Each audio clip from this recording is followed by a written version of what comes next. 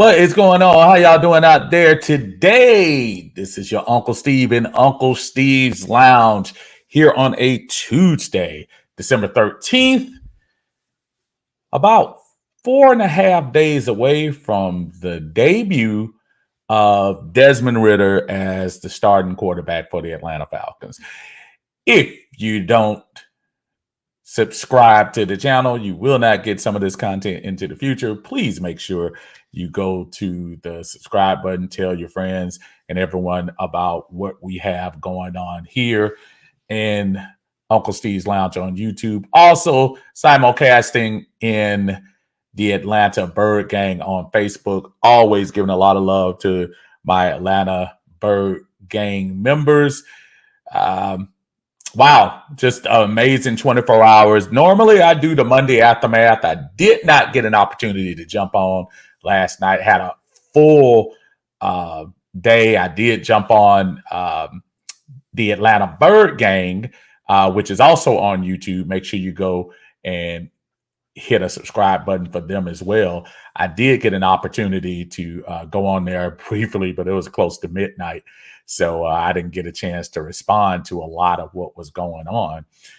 But by now, you already know all of the news. Desmond Ridder, as reported earlier in the week, he is going to be the starter. I think the thing that kind of blindsided folks was the whole mysterious story about Marcus Mariota and all of a sudden of his chronic knee ailment that he's having that is causing him to be placed on IR. I don't know, man. I guess it doesn't matter now because Ridder has been placed in the starting position. But if you read the tea leaves, and I'm reading the tea leaves, it seems like Marcus gave up, man. It seems like Marcus gave up. And I don't care how you spin it. I don't care how you try to place it. It seems like Marcus said, I'm taking my stuff and I'm gone. And I don't know, to a certain extent, I can understand how you might have a certain feeling about that. He was brought in. The future was never promised. You get a 2-year contract for $20 million total for NFL quarterback. That's kind of writing on the wall that nobody was promising you anything. So from Marcus's standpoint, you know, I would have never probably bought that house in Douglasville or Cobb County or anything like that. I would have waited to see how this thing was going to turn out. And look, I don't want it to be that Marcus Mariota is the scapegoat for all that ails the Atlanta Falcons franchise. It's not. It's another person that, look, the quarterback position comes with blame. We can sit here and try to pretend, and I know all my knowledgeable football folks out there, I hear everybody. The defensive line needs help. The linebackers need help. The secondary needs help. The offensive line needs help. We need some more receivers. I hear everything everyone says, folks, but it all starts with the quarterback. And this is not, and listen to what I'm saying. This is not saying it's all his fault, but Arthur Smith said it himself in the presser. Most of the focus goes in that direction. And if you have bad quarterback play, you're going to get called out. Russell Wilson is in, and I know he's hurt this week, but prior to this week, Russell Wilson, as he should have been, called out bad quarterback play. Aaron Rodgers, this year, bad quarterback play. Even when you encapsulate it into one game, how many folks were bashing Patrick Mahomes when he almost let Denver come back in that game? Bad quarterback play, knowing that Mahomes is one of the top 2 or 3 quarterbacks in the league, if not the best. It's polarizing. Sometimes it's not fair, but it is what it is. At one point, this team was 4-4.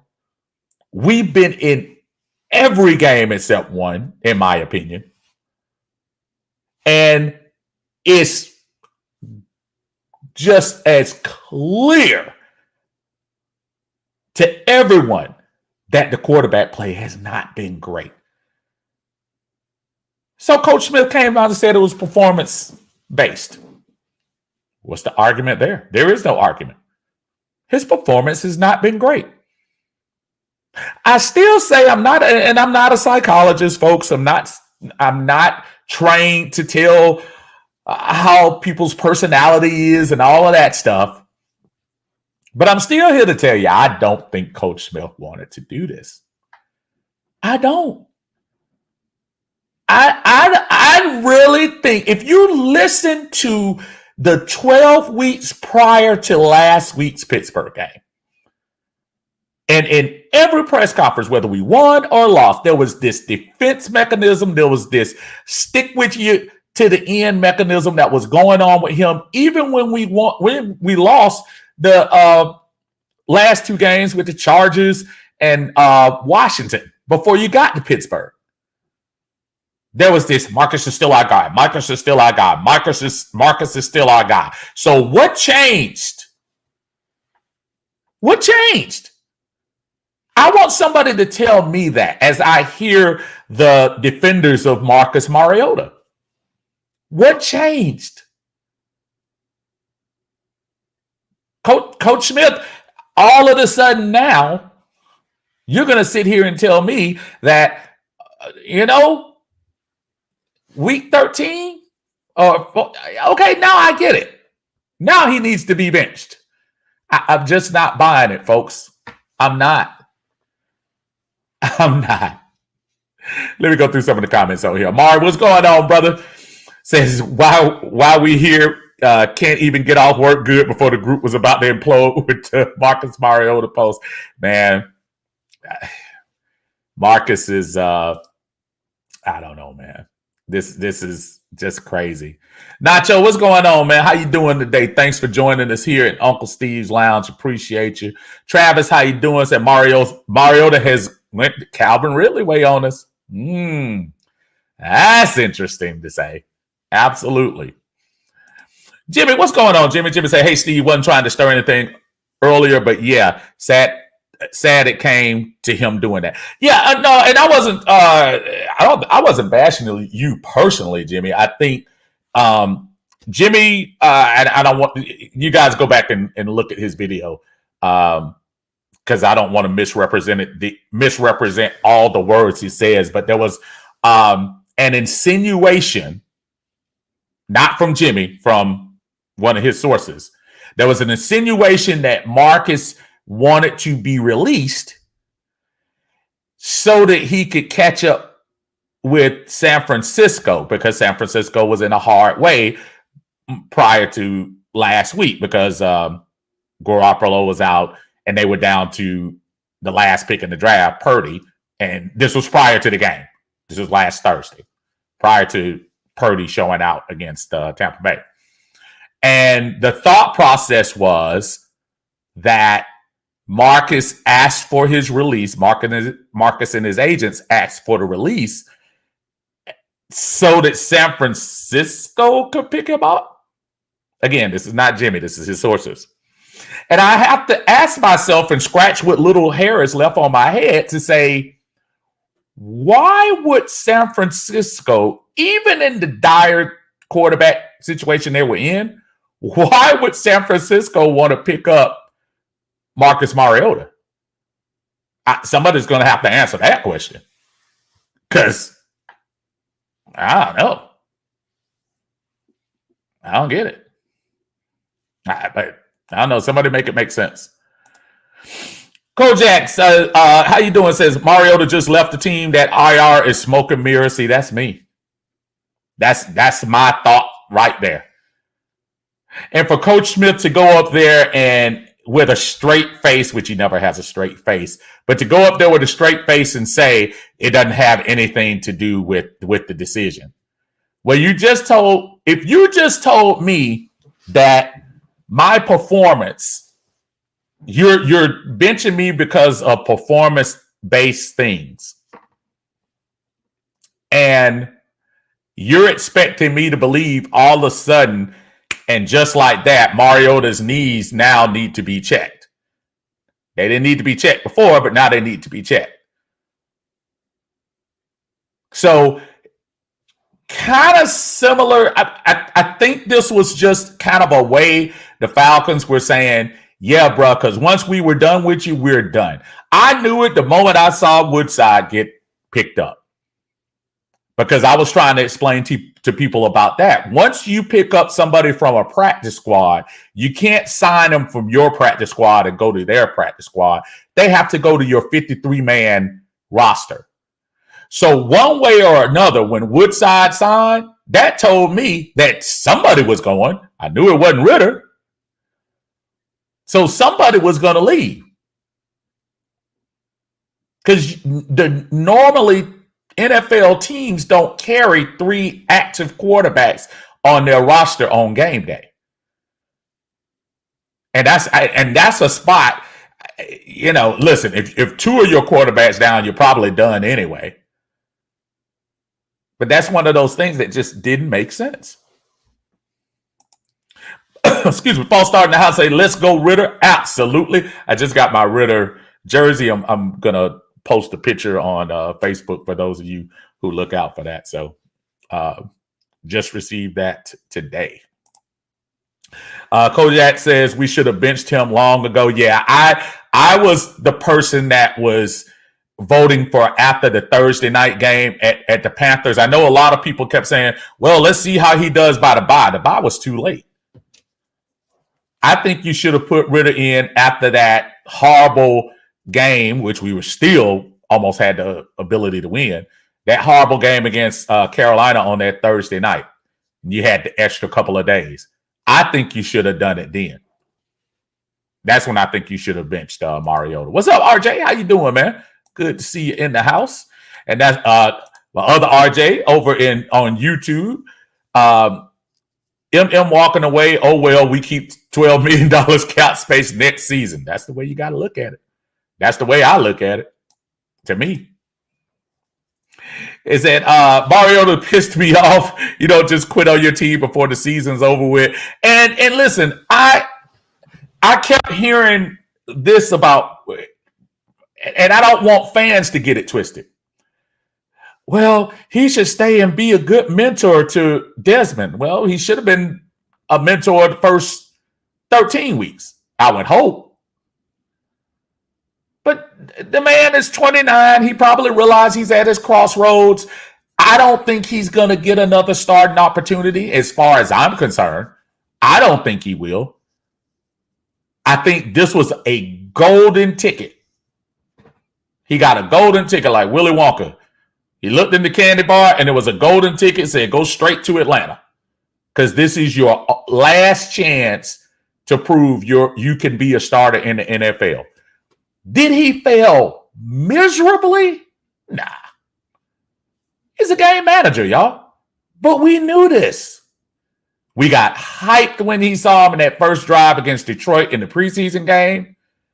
We saw him running around, which is something unfamiliar to most of the younger Falcon base that don't remember when we had a quarterback that could move around. I'm not talking about getting 100 yards a game, but I'm saying have the athleticism to get out of the pocket and make some plays.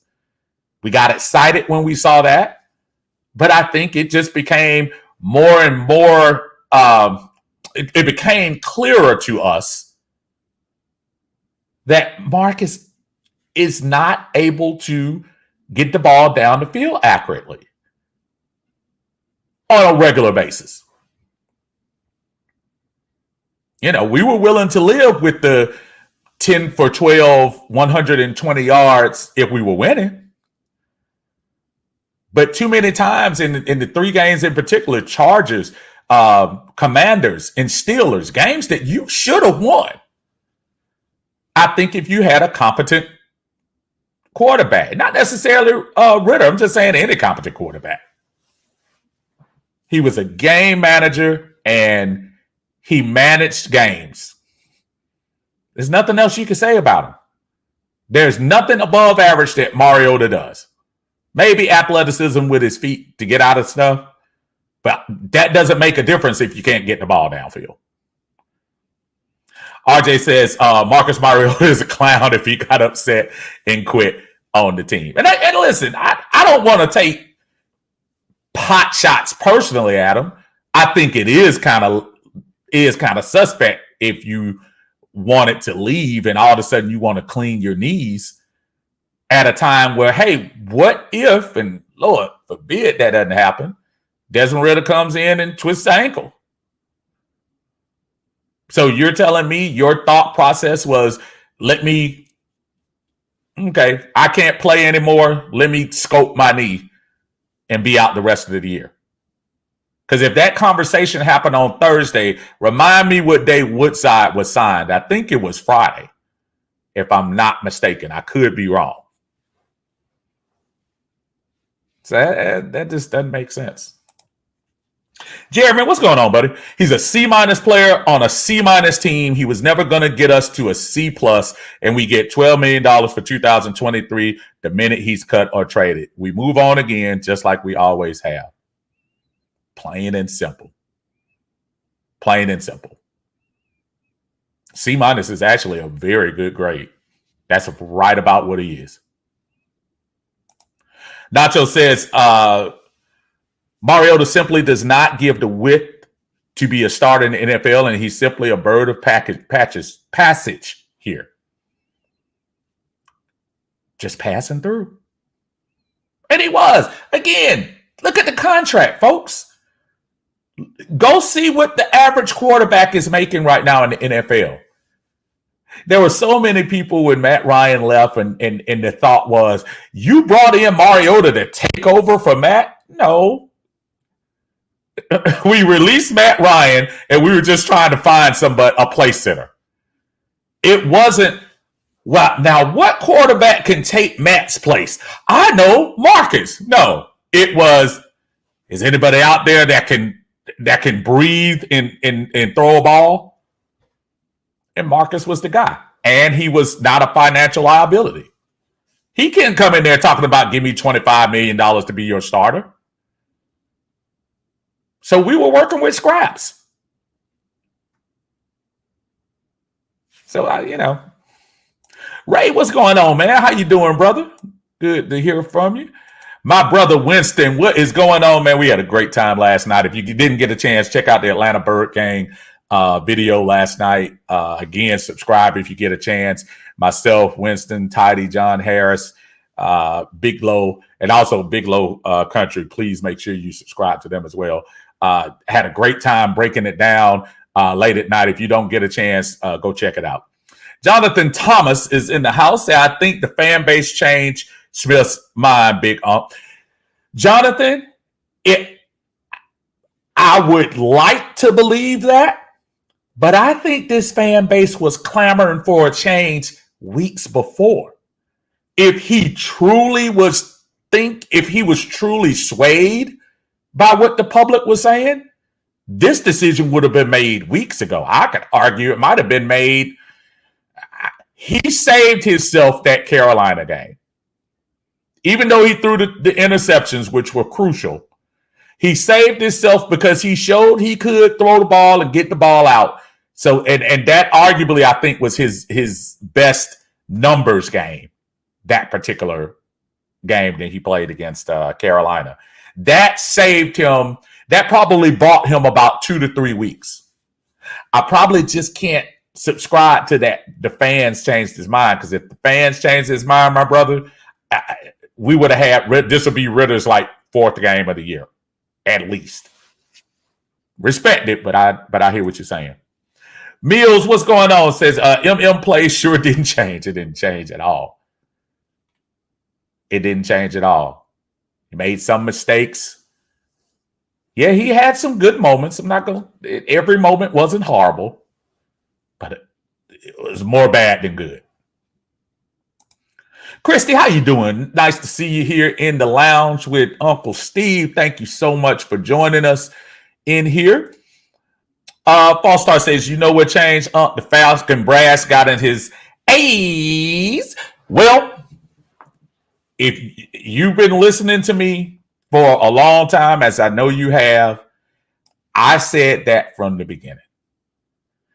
And I played it out how I think it happened. That Pittsburgh game was pivotal. One, because it was going into the bye, so you had an opportunity there. I say again, Arthur Blank sitting on the side, looking around that stadium, seeing all those terrible towels, and also seeing the Falcons with one last ditch effort to win the game. And again, his quarterback can't throw the ball accurate for 15 yards. And I think that was the straw that broke the camel's back.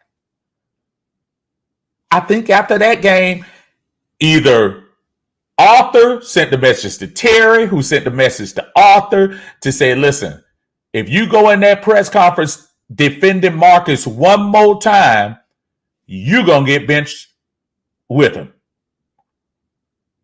That was what I think spurred the change. Go back and look at the presser right after Pittsburgh. It was a different Arthur Smith. You're not going to tell me that all of a sudden, all the defense for the first 12 weeks, and all of a sudden this week at Pittsburgh, now we need to evaluate everybody. Miss me with that. Your job is to evaluate all season. Don't wait till the last 4 games. In some ways, this is unfair to Ritter. Is 4 games really enough to evaluate if your team is mediocre? And I hear the argument about still in the playoff race. I'm not forgetting that, and I'm a proponent of go for it if you think you can. But we knew 3 weeks ago that Mariota was a liability in the passing game. And if you know that as a coach, yet you still defend, you're part of the problem too. So now you're going to cram 13 weeks of a man who pretends to be another quarterback in practice, and you're going to throw him out in the middle. And I make sure I preface this. I don't care what game he starts. He can go to Kansas City as far as I'm concerned, and that's his first game. But it should be noted that you're going on the road to your biggest rival to start his career. It's a little bit of pressure. And it's my job as a coach to put you in a good situation to come in. Would have been nice to start that home game against the Chargers. To me, while your run game is rolling, don't force a lot of them. I don't want people to think Ritter's going to come out here and throw 35 times. If he's throwing 35 times, we're in trouble. But put them in a situation that you can. But at the end of the day, who cares? You got to put them out there. Facebook user, I'm sorry, I can't see who you are. We don't need him no way. It would have been nice to have, look, his role from now on is a backup. And I don't think he would have been a bad backup to me. I just think to say, okay, pretty much I quit. Because he didn't look like his knees were hurting him this week. And I'm not saying that done. I don't know what an athlete goes through during the game. Maybe they did start 8. Maybe they ache every week. But just the timing is peculiar in this case.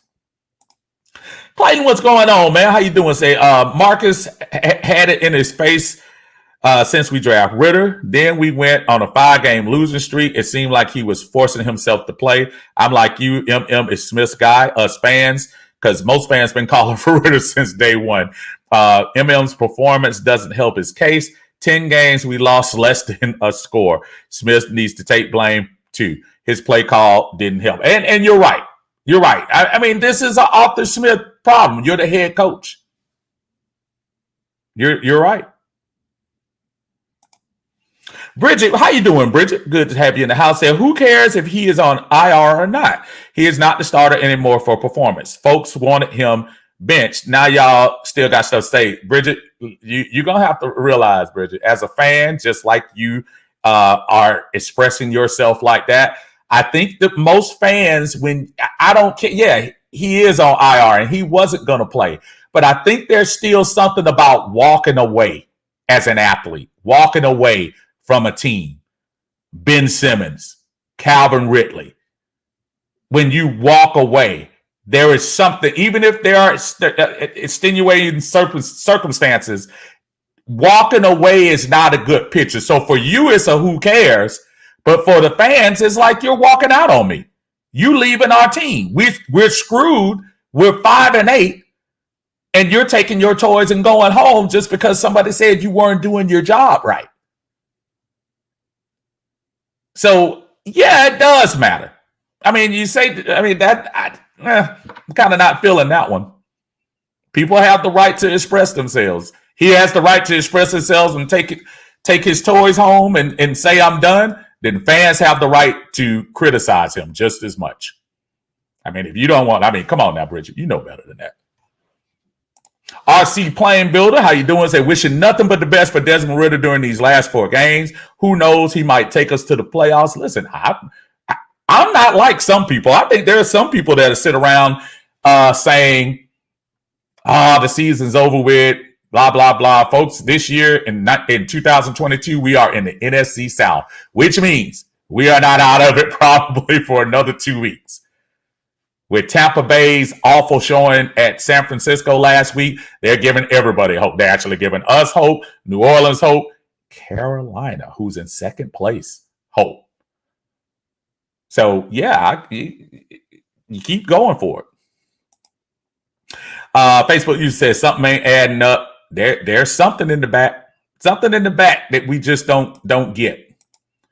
John, what's going on, brother? Said to answer the question, he knows the offense. He beat them earlier in the year. His agent may have spoken with Frisco and had a deal. Ain't no telling. But here's the problem with that. What if you're San Francisco and you're looking at tape of Marcus Mariota and you have, and I know Debo just went out, but you have Ayuk, you have Kittle. You could argue that the talent level is about the same as London Pitts, right? You have McCaffrey for your run game. What are you looking at if you're San Francisco's brass that would make you say, I know what we'll do. We'll sign Marcus Mariota. That'll solve the problem. Come on, man. What makes you think that? And I'm going to tell you why I don't think that was a scenario. Because if that was a scenario, that would have been done quickly. He said he had a meeting Thursday. That would have been done quickly. So I don't prescribe to that. I hear you, but I don't prescribe to it. Clayton says, why do we keep going to Tennessee practice squad as players? Because that's where he was. He knows the people there. Armani says, Kyle doesn't want Mariota. Kyle likes to throw to something Mariota can't do. That's my thing.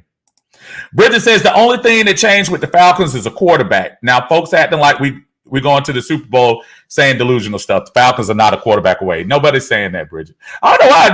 Maybe you are invested Mariota fan. I haven't seen one person say we're going to the Super Bowl since we made the change. Bridget, again, I explained to you like I explained to regular Falcon fans. The quarterback is the most polarizing position in North American sports. You don't have to like it. You can say fix everything around you all you want to. The quarterback stirs the tea. There is nobody talking about the free safety. If the free safety is the best player on the team, there is nobody that's circling their whole campaign around the free safety. If the defensive tackle is the best, great example. The Rams won the Super Bowl last year. Who got more play? Stafford or Aaron Donald? Stafford. Who's the best player on that team by far? Darnold. That's just the way it goes. I mean, I don't know. I mean, maybe you want to start a campaign to talk about all the other pieces. Nobody's blind enough to say we don't need other pieces, but that's just the that's the cherry on top, Bridget. I mean that is what it is. You're not gonna change it. If Ritter goes out and loses this game, it's Ritter's fault. If Ritter goes out and wins this game, it's Ritter's victory. That's just how it goes. Football is like that. There's probably no other sport like that. Maybe baseball, when the pitcher is good. If a pitcher wins a game, maybe the pitcher gets a little bit more credit sometime than he deserves. But on the football field, it's up and down. It depends on the quarterback. It is. And Coach Smith said it in his presser yesterday. So, I mean, yeah, I agree to disagree with some of that.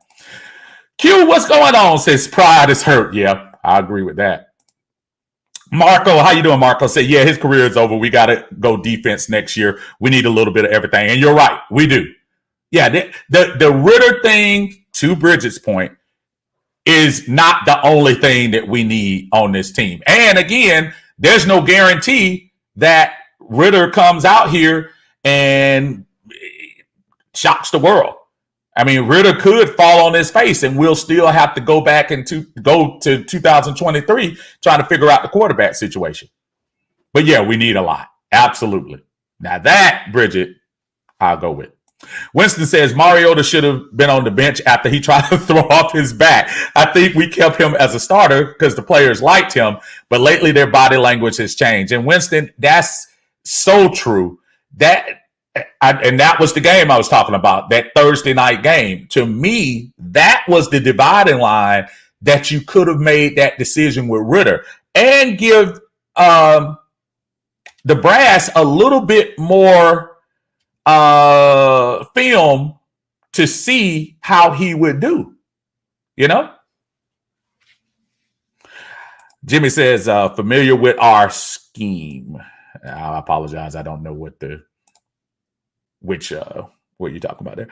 RC says hundreds of millions of dollars. Winston says Kyler Murray broke. Oh yeah, that was horrible to see, especially so early in the game. Kyler, the one thing when I like the Falcons to play teams, and obviously we have to play Arizona coming up. I want to beat the teams with their best players. I don't want to beat the teams with the second string. I want to beat them with as many of their good players as you can, because they'll always be brought up. Oh, if you would have, people look at the San Francisco game. Oh, they had half of their defense missing, but they still had Jimmy G. They still had Ayuk. They still had Samuel. They still had Kittle. And everybody looks at that game and says, oh, y'all were lucky. Yeah. Q says, run this offense the way Arthur Smith wanted it ran. Yep. Who is this? Rusty, what's going on, man? Rusty said, I was listening to you guys on Toddy's Live last night, and you said something that caught my ear. Everybody except Arthur seemed to be excited when we drafted Desmond. We all know he is stubborn, but I worry that Terry or Arthur pushed this move to bench Mariota. I firmly believe that happened and that Arthur Smith never wanted to bench Marcus. This man needs to learn to adapt because he is too stuck in his ways, and I'm not sure that's a good quality for a head coach. Now, if anybody wants to get an encapsulation of how I feel, just read this again as Rusty just played. I brought that out. You go look at the film where Desmond was drafted, and you look at the excitement level on Terry Fontenot's face when he was able to get him. And this is not saying Ritter was the cat's meow, but he was the second quarterback pick. So I think he got his man. I'll take it one step further, Rusty. I think in 2021, I think the decision was out of his hands, unfortunately. I think he said, Arthur, what do you want? Arthur said, let's get a generational tight end. Terry said, are you sure? He said, yeah, let's get a generational tight end so we can have him, Julio, and Ridley. And of course, y'all know that didn't age well. But this is what I think, folks. I do think that. I think Terry was more excited about this. I think Arthur Smith, part of his stubbornness. If you look at his pressers, he's just he just seems that I'm going. And as a coach, I guess you want your coach to say it's my way or the highway. But man, I don't know. If you had Patrick Mahomes make those mistakes, I could see you owning that. You had Josh Allen making those mistakes, I could see you owning that because they have winning records. We basically have tossed away our season the last 4 weeks or 5 weeks, I should say, because all this evaluation that was an epiphany after the Pittsburgh game wasn't going on prior to that. You could have talked after that Carolina game, which I know was sloppy and I know it was in the rain and all of that. It didn't take a genius to see that maybe a change should have been made then. Armani says, when are we going to stop blaming the fans for the team? We the sellouts, but the players quitting. And that's something that just is bizarre to me, Armani. It's a bizarre phenomenon how, yeah, that bothers me. Marco says the fan base changed Blank's mind and Blank took action. I don't disagree with that at all. If you own the Atlanta Falcons and you see a team, as Nino Brown said, infiltrate your building, infiltrate the Carter, then that's what it, I don't know why I just went there. The Benz was the Carter, and Arthur Blank was Nino Brown, and all the Pittsburgh fans here were the feds coming in. And Arthur Smith was G Money. No, you let them infiltrate. That's good. You know what? I might do a play on that. That's what it's called. New Jack Benz. Because Pittsburgh came in here and definitely hijacked the stadium.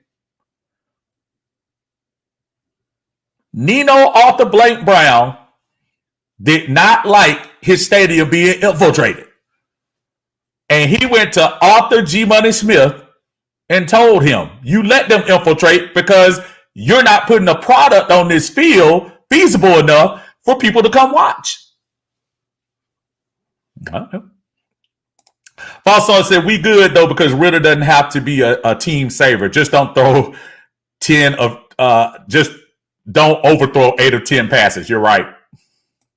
Everybody's going to be super excited about that, too. Oh, shoot. Hold on 1 second, y'all.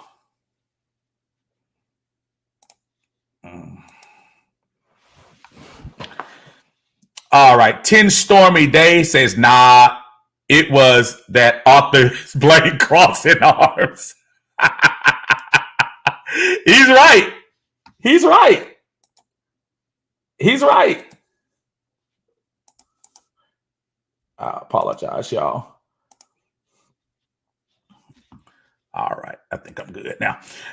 Rusty says, when y'all stop giving that clown strap attention, strap my boy, man. Leave strap alone. Strap is hardcore. We all have different ways to view. That's why I love that we have different opinions out here about things. There is nothing to saying everything I'm spouting out is right.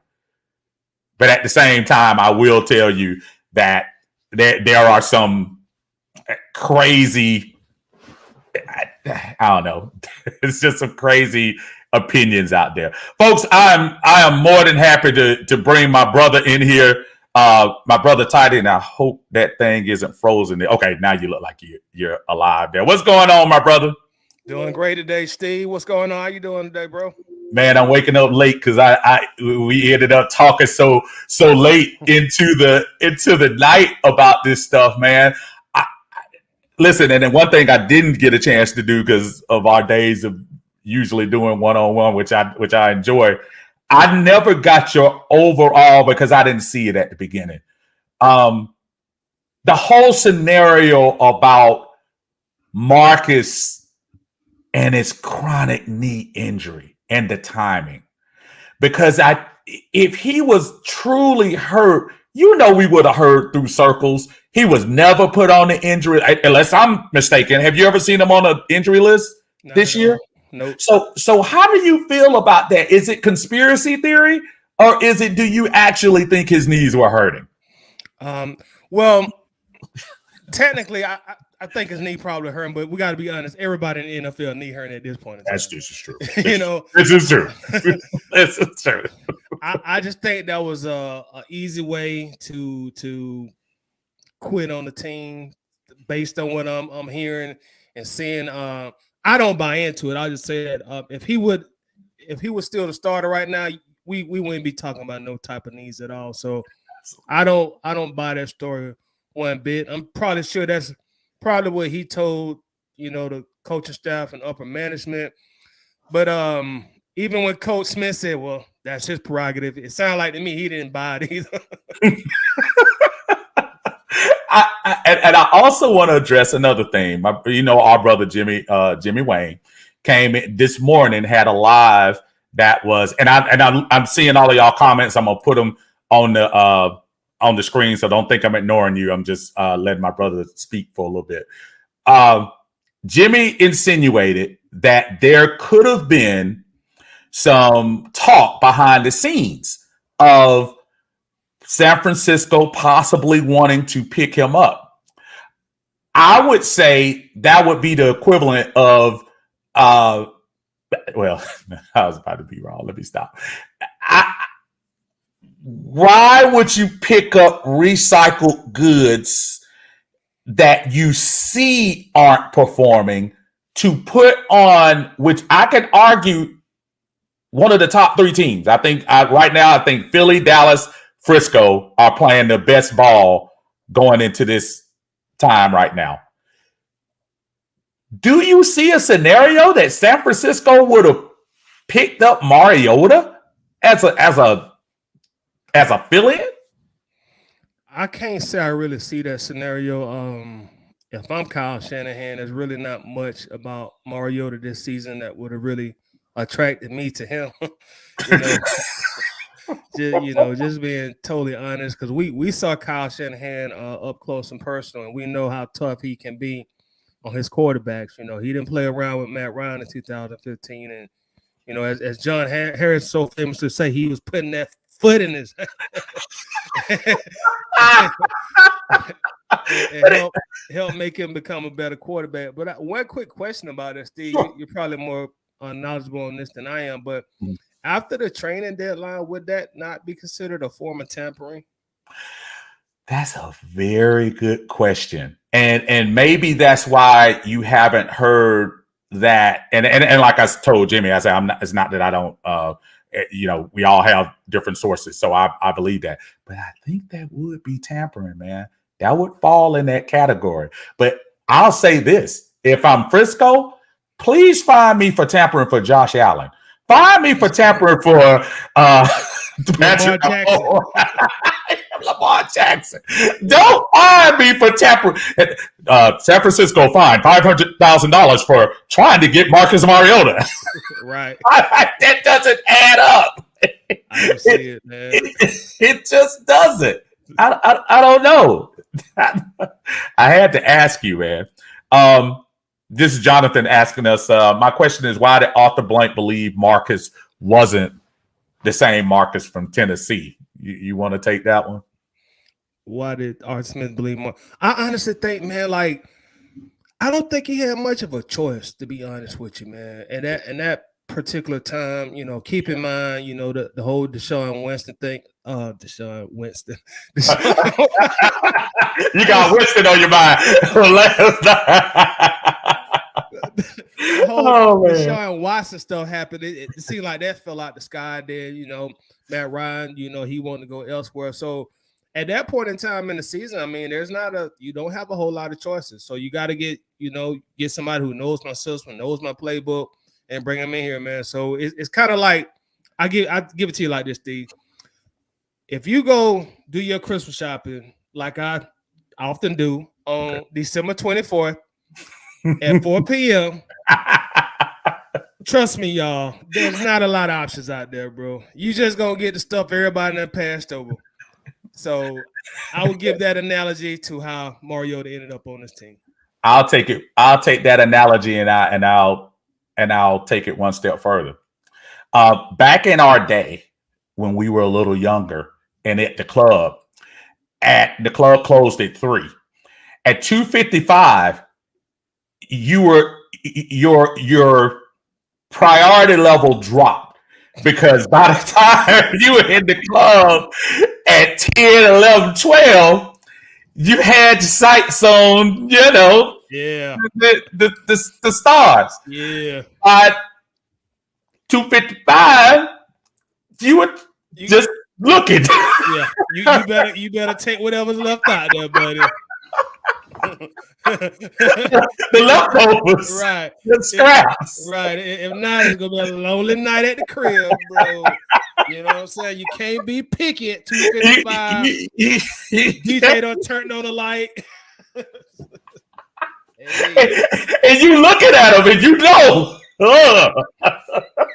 Hey, at least you better go for what you know. We've all been there. So you don't end up on the sofa tonight, man. I said long time ago. And then be trying to blame me. Don't you know I'm gonna blame you too. Tiny pushed me in to talk about end up on the sofa tonight. Oh man, Clayton's in the house, man. What's going on again, Clayton?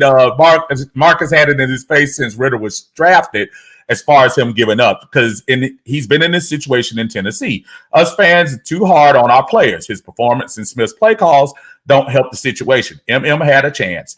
This is a right time to change the quarterback because that's why we drafted Ritter. We didn't know what we had, but Smith and the staff do.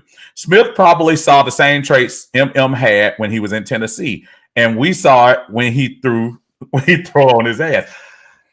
Okay, I have a problem with sentence number 1, 2, 3.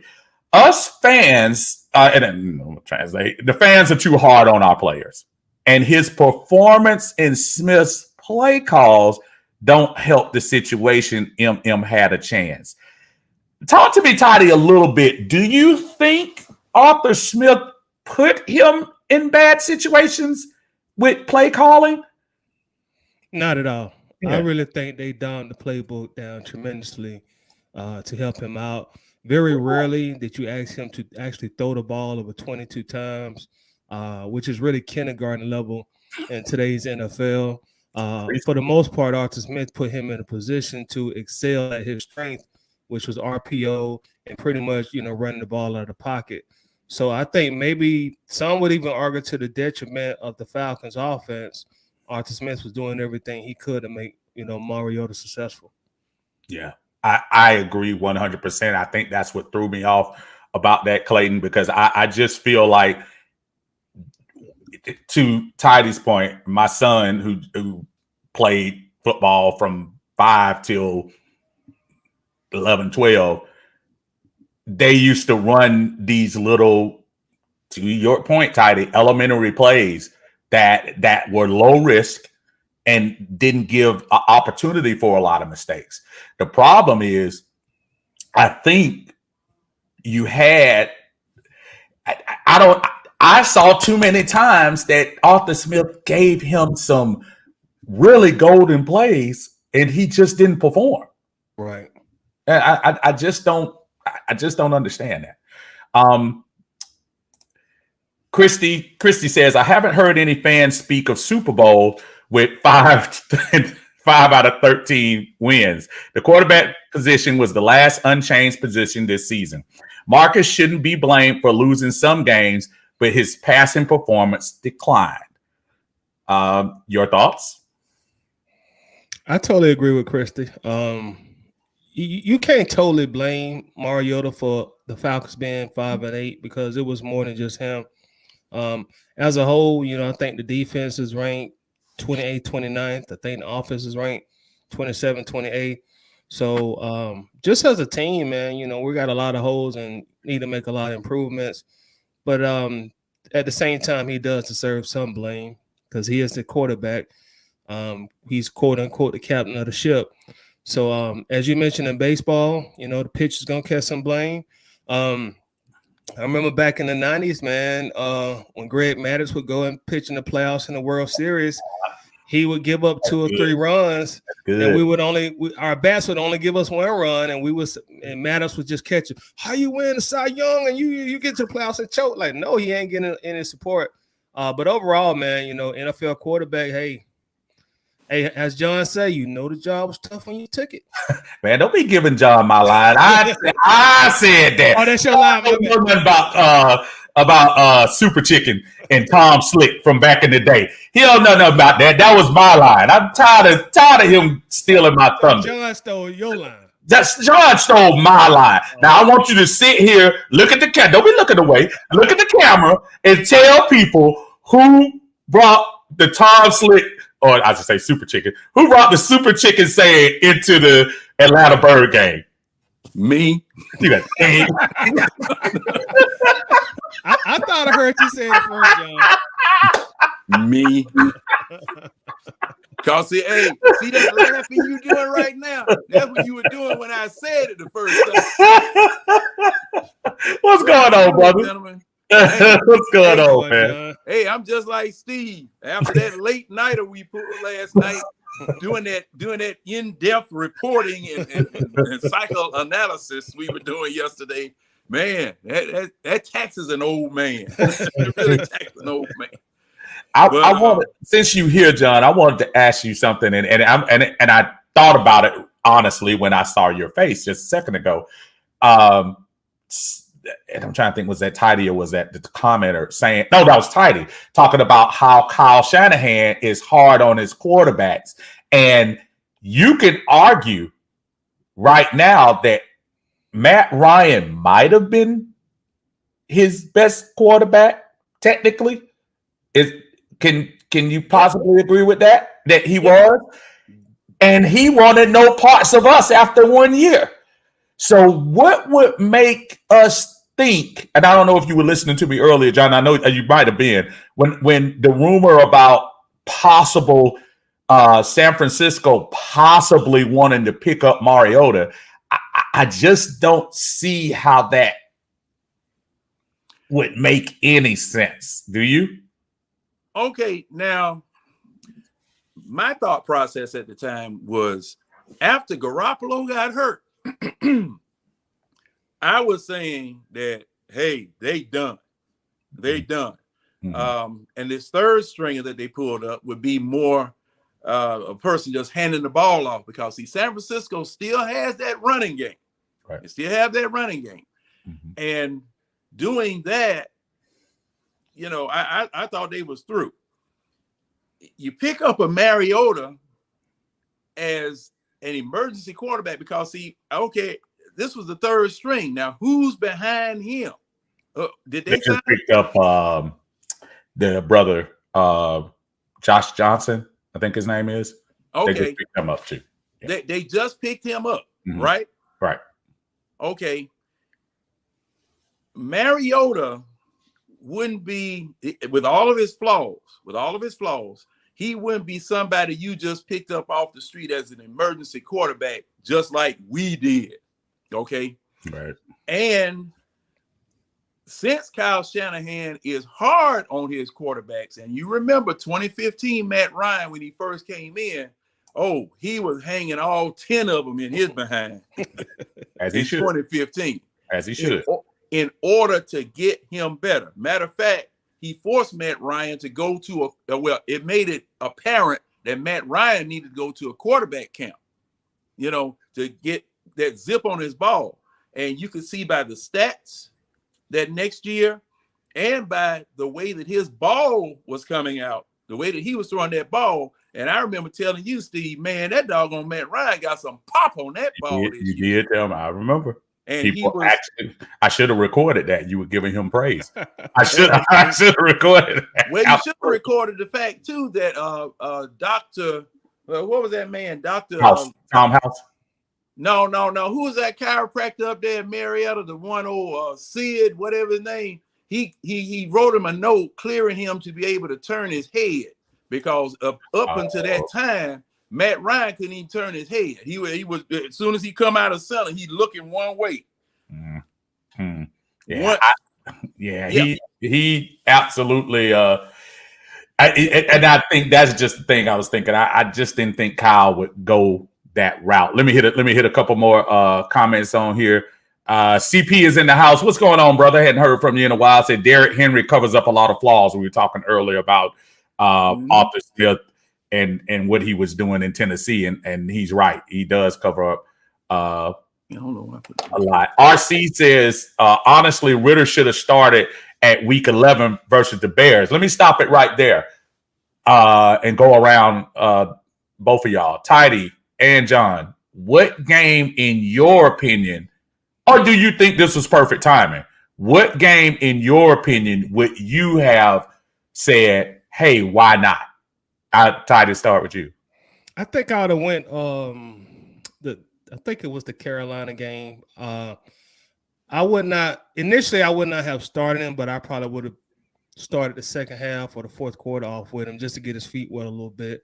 And if I like what I saw, to just kind of slowly progress him in. Because kind of, only 4 games left in the season. It's kind of late in the season, but that's probably when I would have did it. I probably would have tried to ease him in a little bit. Or and I know Arthur Smith probably wanted to keep Mariota's confidence level on 1,000. But I might have slipped a package or 2 in, for the kid to come in there, even if it's just you handing the ball off in a wildcat formation. Right. I probably would have just got him a little slow play time and just kind of eased him in there. I think that was the game I picked out. What about you, John? I'm a proponent of the ease in. And the way that thing is, we should have been out of the division race. If we had a good division here, we would have been out of the division race by week 8, or something. Because the thing is that with this constant still being mathematically eligible for the playoffs, that's an extra tear on you as a head coach to decide to make that move. I agree. Because the thing is, it's just like you in Vegas, you done put $500 in the machine, you keep pulling, you all the way down to $2, and then you win $6. I'm on a roll, and you still pulling, and you might get down to 50 cents, and then win $5. The machine know what it's doing. That machine know what it's doing. Right. And that's basically where we are, because mathematical chances of playoffs, that gives me no inspiration or no faith that you're going to do anything once you get into playoffs, because it's the math that's keeping you in, not the play. But that being said, and respecting everything you just said, we are still mathematically in. So I say again, what game would you have pulled Mariota? Or you kind of almost sounded like you're saying, I wouldn't have. Maybe I wouldn't have. You would have rolled Mariota the whole time? But I wouldn't have. Now I'm gonna tell you. Since to answer your question, right? That Carolina game when that man was on his behind, flinging the ball like he was flinging a grenade. Look, my emotional coaching. Well, get out of him. That's me too. So get out of him. So at least so all three of us agree. Carolina. So all three of us agree, and I think because of the just foolish, and people don't remember that play actually didn't count, but still the foolish. Oh, absolutely, that was very good, very good. Absolutely, that was horrible. That was on ESPN. It was an immediate meme. That and in that Falcons uniform, we've already had enough memes for the Falcons to last a lifetime from 2016 on in. Right. So we didn't need that again. And I just thought that was a point. Let me catch up on a couple of these comments, y'all. David, what's up, Dave? Always in the house, said, will he get another job with 1, his performance, 2, the fact that he left the team because he got benched because of said performance. If I'm an NFL GM, I wouldn't. The league is about adversity, and that shows me that you're not tough enough to handle it. That's a very astute statement right there. 10 Stormy Day says, if that is true, it's like getting a job for a friend and then they quit. How does that look? I agree with you too. Hey, Steve. Yeah. Let's stop and discuss that previous that 3-part comment, if you don't mind. Now you stop me now, so I'm gonna have to go through with it. Well, okay. Just like, hey man, my wife already live here, and I have to deal with her stopping me for stuff. I ain't gonna put up with you, man. Come on, bro. Now go ahead. Now the only reason I wanted to stop that. The only reason I wanted to stop right there. All right, let me go back to it. All right, there we go. Okay. I'm not sure whether he's asking whether he'll get a job, period, in the league, or get another starting job. Now, starting for Mariota, in my opinion, no. Backup, yes. Backup quarterback, yes. Man, shoot, look at Fitzpatrick. Look at Fitzpatrick. Fitzpatrick has made a living, beard and all, coming through, stopping here, backing up people. He'll show good for a couple of games. Then they'll bench him because he messes up. And, you know, there are plenty of quarterback journeymen that are going around the league, making a living just being backups and just being on the roster. They may not even play. So add this caveat, though, John. He told them, my knees hurt. And again, I'm not making light of injury or whatever, but he said, hey, we're going to Ritter. Mariota said, can I get, allegedly, can I get cut? No, let me scope my knees. When you kept hearing him in that presser tight, he kept saying, I anticipate he's going on IR. I anticipate. To me, doesn't that sound like, and it's going back to what you're saying, John, I'm gonna let you come back in. But Tidy, don't you think that kind of sounds like I quit? To me, it does. And answering David's questions at the end shows me that you're not tough enough to handle it. Tough enough doesn't mean physical all the time. It could also mean mental. So what you see what I'm saying, Tidy? Yeah, to me, this whole situation, coach's press conference yesterday, and then, you know, once the more the talking head medias, the bigger insiders, once they let the Falcons do the official press conference, then they came behind and said, okay, y'all, here goes some more information. And that's what we've all seen today with everything coming out after the press conference. So Steve, it just sound like you pulled a Bobby Petrino on us, man. just gotta keep it real, man. Like he did a Petrino on us, man. Things weren't going like he thought they would go, and adversity struck. And the crazy thing is it's about the same time of the season, 3 or 4 games left. Yes, it was. Like, yes, man, it was. And I know we've talked about this before, and I'm getting to you, John. I still, as much as a scumbag as he was, and as horrible as he was for what he did, I'm not sure I blame him, bro. That Petrino year, he was sold Mike Vick. He was sold, this is what you're going to have.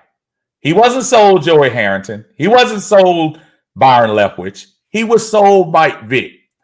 There's a slight, I don't know if y'all can see, it's very little, this much sympathy for Bobby because he was kind of sold a bag of goods. And I don't blame him for jumping ship at all during that situation. Don't like him, but let me say this, Steve. Go ahead. I don't blame him for leaving because, like you say, what the recruiter told him about the job obviously didn't end up being true once he got to the place of employment. But I'll say this: just finish the season. Yeah, I see what I get. That's what made him a scumbag. That's what made him a scumbag. If he would have finished out the year and said, Arthur, I can't do it no more.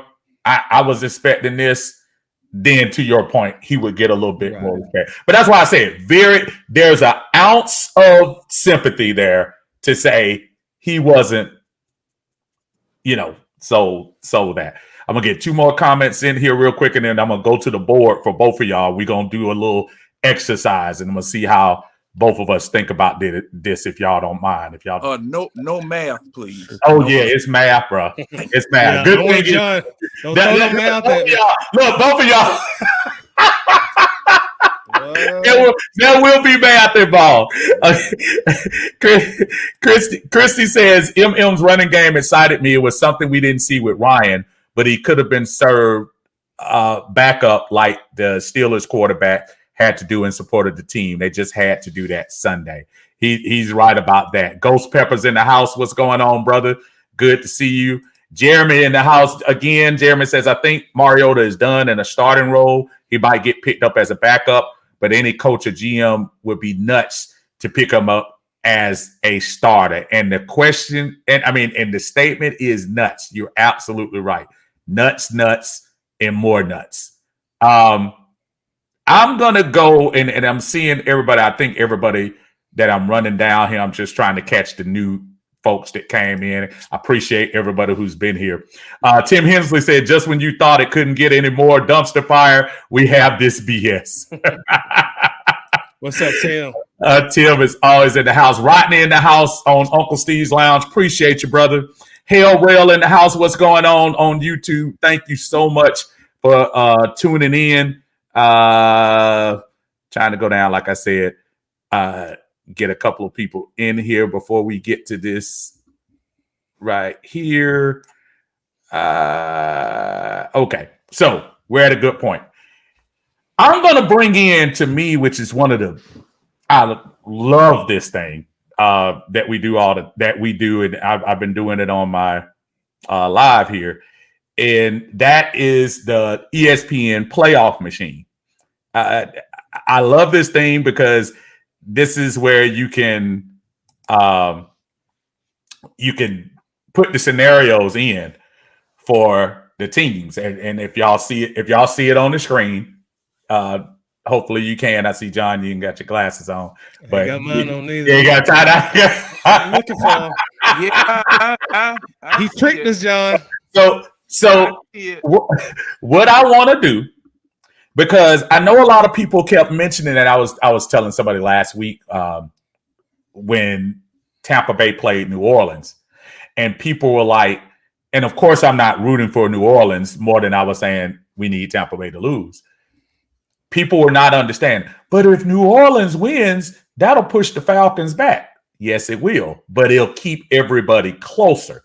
Think about if New Orleans had won that game, y'all. New Orleans wins that game, it would be a 3-way tie right now for the NFC South.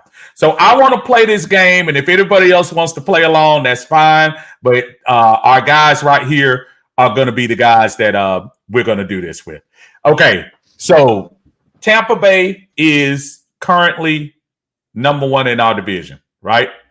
So what we're going to do is we're going to project, as y'all see, Tampa right now 6-7, Carolina 5-8, Falcons. I want us to project the rest of the year, and we're going to go by the consensus of the three of us to figure out how our path to the playoffs right now. So we're on week number 14 right now, and the game's coming up. Obviously, for the Falcons, we're not worried about the rest of the league. We're worried about the division. So Carolina plays at Seattle. Tampa Bay hosts Cincinnati. Oh, sorry, that's 14. I'm sorry. Let me go to 15. I'm sorry, y'all. 15. There we go. Okay, that's better. So let's try that again. Falcons, of course, go to Saints. Tampa Bay hosts Cincinnati. And Carolina is where's Carolina? Hosting Pittsburgh. So let's go to the games other than ours first. Tampa Bay hosting the Bengals. Do you guys think they win? Go to Tidy first. Tampa Bay or Cincinnati in that game? Jamar Chase back to Cincinnati about to roll. That's about to roll. Well, I'm looking at a third string quarterback that just blitzed Tampa Bay this past week. I say the Bengals. What you say, John? Even though it's already probably determined. Bengals. So the Bengals. Oh, I keep going on alternate. So the Bengals will win. So now let's go to the Carolina game. Carolina hosting Pittsburgh. Carolina played a really good game last week against Seattle, going to Seattle and beating them. How do y'all see that coming out? Pittsburgh or Carolina? Tidy? I'm going to have to say the Steelers, man. The Steelers have been rolling lately. Their rookie quarterback looks like he done kind of found a little groove. He's playing a lot better. I got to go with Pittsburgh. They typically play well down toward the end stretch of NFL season. So I'm going to go Pittsburgh on that one, even though they playing away. What do you say, John? Oh, Pittsburgh coming to Carolina? Yeah. Yeah, I got to go Pittsburgh. Got to go Pittsburgh. And I would have said Pittsburgh as well. So I'm going to go Pittsburgh right now. So here's the biggie. And try our best to take fandom out of it. Atlanta Falcons go to New Orleans to play. John, who you got? Who quarterbacking at New Orleans now? Andy Dalton. Falcons. Big Red Machine. Okay. Big Red. Tidy, who you got in this game? I'm gonna go Falcons. Mostly because they got us the first time, and we'll return a favor against our arch nemesis in their crib. I agree with that as well. I think this is payback for that first week. So let's go Falcons. So we see how that goes after this week. If all those things happen, if you look at the projection is that's what we're looking at: 6-8, 6-8, 5-9. So this is only 3 more weeks. So y'all bear with me, because this is what the Falcons are going to have to do to make the playoffs. All right. So now we have week 16, 3 weeks left. Tampa Bay goes to Arizona, which of course last night Kyler Murray unfortunately tore his ACL. Will that make a difference on the road against Arizona? John, what you think? Definitely. Hey, when you lose a starting quarterback, when you lose a starter, that definitely affects your team's chances. Now that rabbit that San Francisco pulled out of their hat, that doesn't happen all the time. San Francisco had a defense that I think was going to stop them anyway, in my opinion. But you say Tampa Bay against Arizona. Mm-hmm. What you say, Tidy? Got to go Tampa on that one. With Kyler Murray being injured, I got to go Tampa. I'm gonna go with the vet, Tom Brady. And that's 2 out of 3. So we'll put Tampa down there. Hard to disagree with that. I like Tampa's chances as well. Carolina hosts Detroit, and I'm telling you, if y'all haven't watched Detroit the last few weeks, Detroit's offense is really good. Oh, they can't stop folks to say they like, but their offense, man, they got some offense. Jared Goff, yes, that Jared Goff is doing his thing. Tidy, who you like in that game? I think the Panthers will have a bounce back game at their crib. They probably at that time still gonna feel like they might be fighting for the division. So I'm gonna go with them old Carolina Kittens. What you got, John? Detroit at Carolina. I gotta say Carolina. Carolina. I gotta say Carolina. They have been tough this year. Carolina's just been tough and gritty this year. And no matter what Hard Knocks was saying, Detroit is still trying to feel their legs right now. That's my impression. So you guys say Carolina. I would have said Detroit. I think Detroit is on a nice slow roll. If you look at the couple of teams they beat along the way, including the 9-2 Vikings team last week, I like what Detroit is doing, but we're going to go with Carolina. Okay, week 16, the Falcons, to me, the toughest game left on their schedule, in my opinion. Atlanta has to travel to Baltimore to take on we don't know about Lamar yet, Baltimore Ravens team. John, who you got in that game? Falcons at Baltimore. Ooh. That's kind of tough. That's kind of tough. I would say the Falcons, but that Baltimore defense concerns me. And that's going to be a heck of a test for Ritter. It's going to be a real test for Ritter. That's my thing. What you say, Ty? I was looking at the weather report before we got here. The high for that day, the high is going to be 33 degrees for the high. Those dirty birds from Georgia, 18%.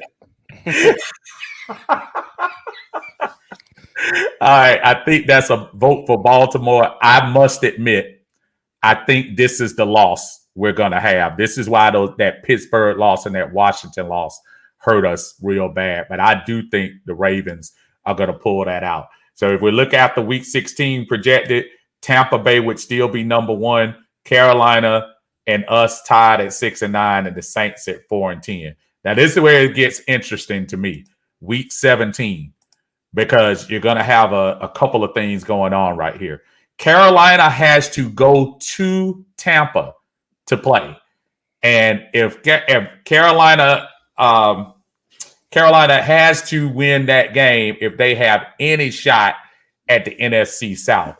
What you think, John, on that particular one? Carolina at Tampa.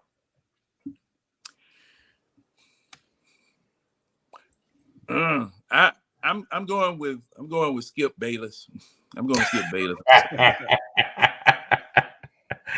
All right, so I think we gonna do. I think we got one vote for Tampa. What you say there, Ty? Got to go with Tampa at home. Mm-hmm. So Tampa at home. That's what y'all go with. The one thing I see Tampa having a problem with. They have a problem with pressure.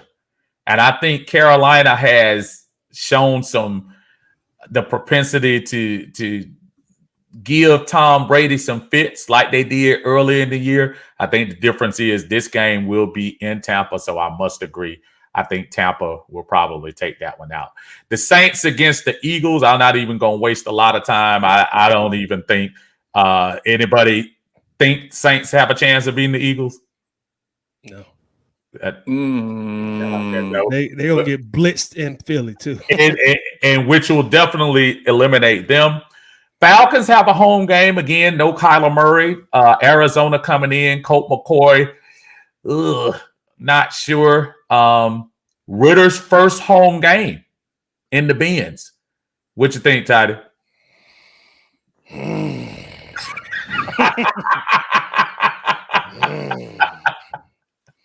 I'm going to try to remove my fandom. I'm going to say Atlanta, but if Kyler was playing, I would have said the Cardinals. Right.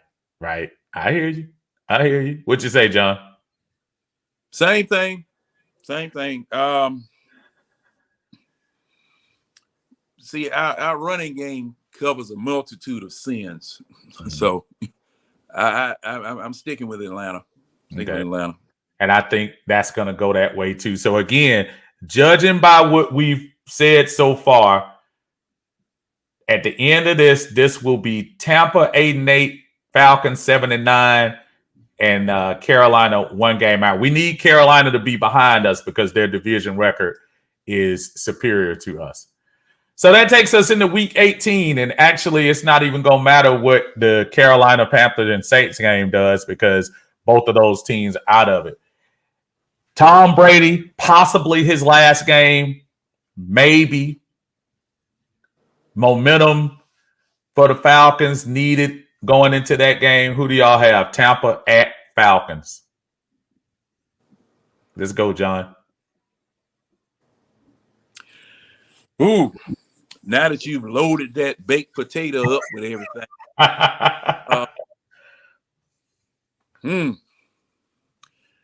I would say that I would say Atlanta, and like I said, that running game will cover up a whole bunch of stuff and will kill the clock.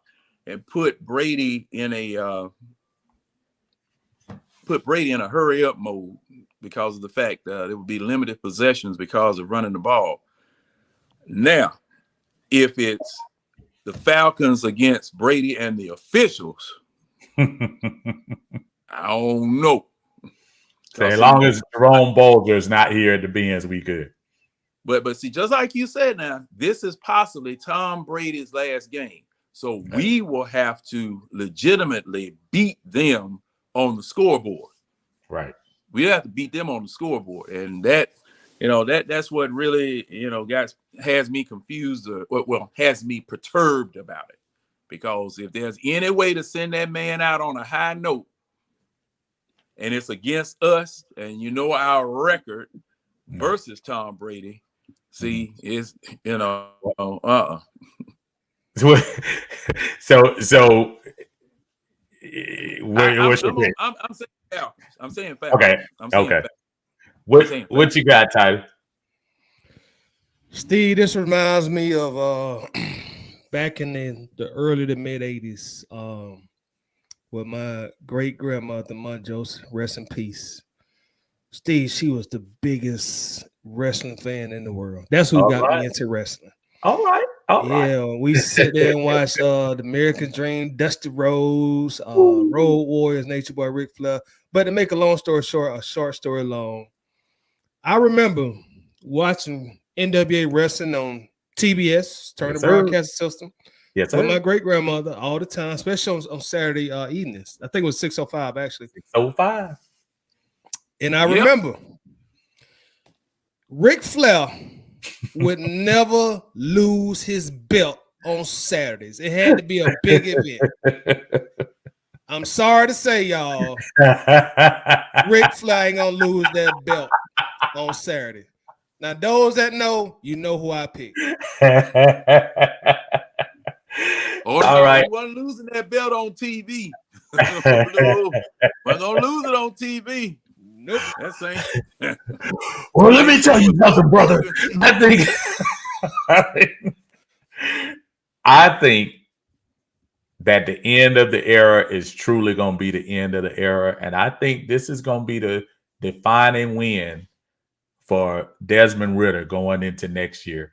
And I think the Atlanta Falcons are going to win that game against Tampa Bay going into the year. So I picked the Falcons to win that game. So I want y'all to realize what we've done. So we picked all of the division the rest of the way, which is all that we care about if we're going to get in. But this is one of those things to show folks how hard it's going to be for us to win this division. Now, we picked all of these out.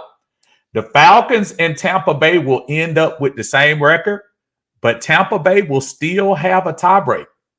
So in order for the Falcons to have any shot of winning this division, we're going to have Tampa Bay lose 2 and we win 4.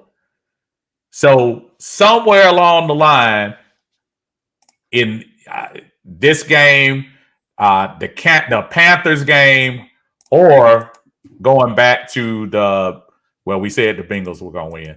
So somewhere along the line, we're going to have to hope that Tampa can lose more than 2 games. I'm not sure if I see that. This is not saying I don't think it can happen, but it's going to take a lot of help this week. And it starts this week. Cincinnati has to take care of business for us, because if they win that game, if Tampa wins against Cincinnati, we can probably mathematically forget it, because we'll probably have to win the last 3 and they would have to lose the last 3. So I just wanted to bring that up and play that exercise just to say, because I think, if I'm not mistaken, we had the Falcons winning 3 games, right? We had them winning the Saints. We had them losing to Baltimore and beating the Cardinals and winning against Tampa. So somehow I had the Ric Flair win. You had well, it was 2 against 3, yeah. so we went with the majority. So I just put that out there to just show people, like, people aren't giving up on the season, folks, but we just being realistic. I see a lot of folks jumped in here. Big Low, I see you, brother. What's going on? Y'all catch Big Low on his channel on Big Low Country Sports. What's up, Always got some good stuff on there. Brother Sean is in the house. Sean said, "Little baby gonna introduce Ritter, and we gonna win 17-13." Ghost Pepper says a snowball has a better chance in a fireplace than the Swampers beating the Eagles. The Swampers are gonna get destroyed. Coach Q said we gonna beat the Bucks and the Bens. I hope so. Ghost Pepper says, is Jerome Bolger gonna be the ref for Falcons Buccaneers? If so, I hate our chance. I don't think they're gonna. I think the NFL is smart enough not to do that again. I'm thinking that's just would be too coincidental to do that. That was arguably.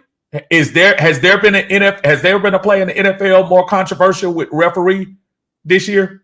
No, that was I think that might have been the most controversial play. Now, the week after, there was a play in Kansas City, but that was feeding off of the Grady play. Yeah. So I think we don't have as much of a I don't think it's as much of a chance as Bolger getting in there. Listen, I wanted to get in here for an hour. You gentlemen always make me stretch myself, which I love because we've got a lot of comments here and I don't want to leave people hanging. But we're gonna do some things later on, I'm sure, this week. Brother John, I know you always hanging around Atlanta Bird Gang. I know you always be able to listen to him. And matter of fact, John had a very interesting exchange on 92.9 The Game last week with you Mike, got to hear it. Yeah, I did hear it. With who was the host? Was Mike and Carl, Oops and Bell. Oh man. And you can check it out on Odyssey. If I'm not mistaken, that was last. I went looking for it last night and I didn't see they took it down? Okay. Where John was challenging them and they basically said John was full of crap. Which was fun. But people don't realize John is a radio legend. Yeah. And John ain't gonna put up with no mess. Man, him and Chuckery used to have some epic. Right. Chuckery be now you know John Chuckery was right next to us at the Carolina game. You know that, right? Was he? Yes, he was. I didn't tell you because I knew you were gonna have that response. I'm gonna tell y'all a story. I'm gonna tell y'all a story real quick. So y'all know me and John, personal friends and everything. So we went to the Carolina game, the overtime game that we looked up and won. So somewhere in the middle of the first quarter, as John was a guest in our accommodations, and John goes and starts what's the word I should say? Terrorizing the referees, terrorizing the referees from where he was. Like, hey ref, what you doing, ref? To the point, Toddy, when he turned around and I said, hey, bro, don't get us thrown out. the true story. I'm not making this up. So I'm telling him, I said, John, be quiet, man. You go, he ain't gonna say nothing. He ain't gonna. Then next thing I know, 10 minutes later, I see the referee in between. Was it halftime? Where was that? Was it halftime? It was halftime. Halftime. And in between quarters, he's shaking his hand and telling them, and I'm sitting there looking at John like, man, if you get us kicked out this stadium, bro. So not only on radio is he an antagonist, but even in person with referees, security. But he one of the best persons that you want to be in a game with, because it's nothing but entertainment when he gets around. But John, I always appreciate you joining us on here. Tidy, tell them where you are and tell them about the YouTube station. Thank you. Hey everybody, if you don't mind, check me out. Check us out on YouTube, Atlanta Bird Gang, which is right in parentheses, right by my name. Try to do as much as content as I can. So I appreciate, your eyes and your ears. Thank you in advance.